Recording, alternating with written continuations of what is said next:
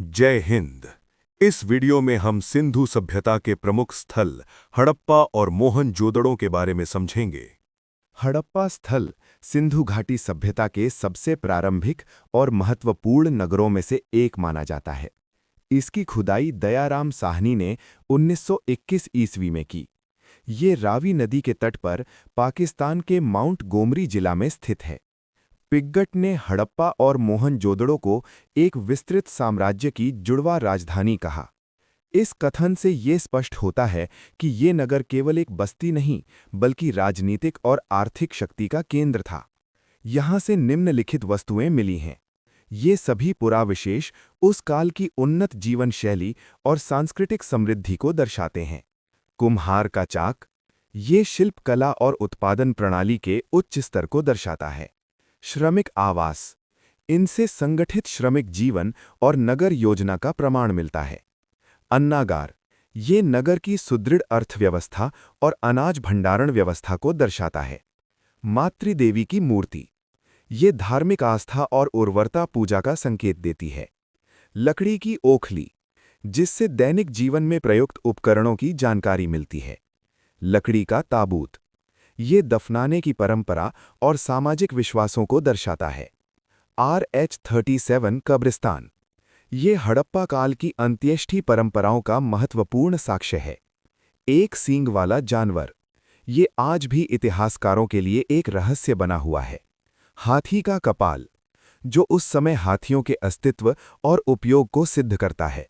स्वास्तिक चिन्ह, ये उस युग की धार्मिक और सांस्कृतिक मान्यताओं को दर्शाता है। स्त्री के गर्भ से निकलता हुआ पौधा, जिसे उर्वरता की देवी माना जाता है। इन वस्तुओं को हम याद रखेंगे। कुम्हार का चाक, श्रमिक आवास और अन्नागार एक साथ याद रखेंगे। मातृदेवी की मूर्ति, लकड़ी की ओखली, लकड़ी का ताबूत एक साथ याद रखेंगे। और RH-37 कब्रिस्तान, एक सींग वाला जानवर, स्त्री के गर्भ से निकलता हुआ पौधा एक साथ याद रखेंगे। हाथी का कपाल, स्वास्तिक चिन्ह एक साथ याद रखेंगे।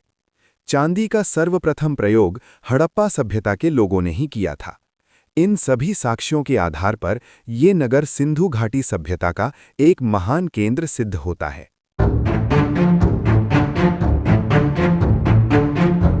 मोहनजोदड़ो, जिसका अर्थ होता है मृतकों का टीला। परंतु आश्चर्य ये है कि यहाँ कोई कब्रिस्तान नहीं मिला, बल्कि एक ही स्थान पर कंकालों का ढेर प्राप्त हुआ है। ये कंकाल क्षतिग्रस्त अवस्था में मिले हैं, जो किसी भयानक बाह्य आक्रमण की कहानी कहते प्रतीत होते हैं। मोहनजोदड़ो की खोज सन 1922 ईस्वी में राखलदास बैनर्जी द्वारा की गई थी। ये नगर आज के पाकिस्तान के लड़काना जिले में सिंधु नदी के तट पर स्थित है। मोहनजोदड़ो को सिंधु सभ्यता का सबसे बड़ा और सबसे उन्नत नगर माना जाता है। इस नगर की सबसे अद्भुत विशेषता थी इसकी सड़कें, जो एक दूसरे को समकोण पर काटती हुई ग्रिड पद्धति में बनी थीं। इन सड़कों ने पूरे नगर को वर्गाकार और चतुर्भुजाकार खंडों में बांट दिया था, जो उस युग की असाधारण नगर योजना को दर्शाता है। यहाँ से अनेक महत्वपूर्ण वस्तुएं प्राप्त हुई हैं।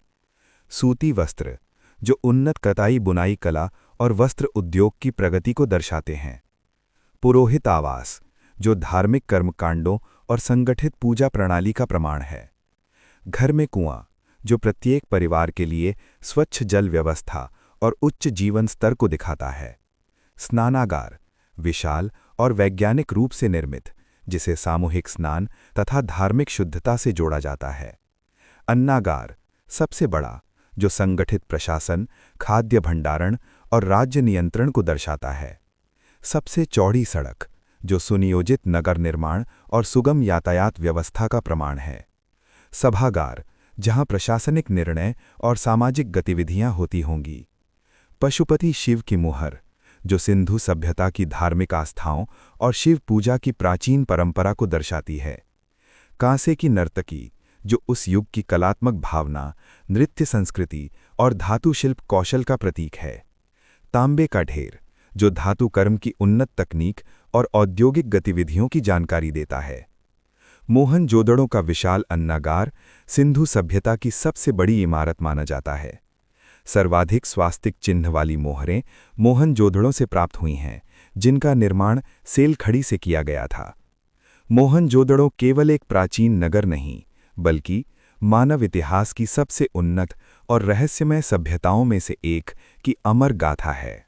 इन वस्तुओं को हम याद रखेंगे।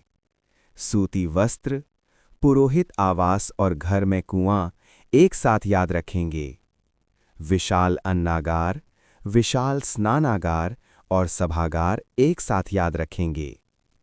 चौड़ी सड़कें, पशुपति शिव, कांसे की नर्तकी और तांबे का ढेर एक साथ याद रखेंगे। नेक्स्ट वीडियो में हम चन्हूदड़ो और कालीबंगा के बारे में समझेंगे।